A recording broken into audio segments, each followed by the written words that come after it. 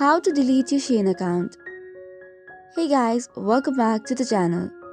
If you no longer want your Shein account and want to delete it, the steps are quite simple. So without any ado, let's get started. First of all, launch your Shein application and tap on your profile on the bottom right corner.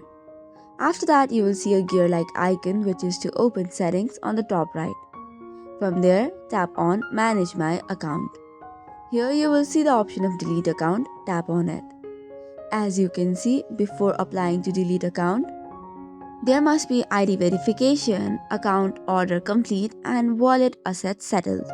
If you have all of this, you can apply to delete account.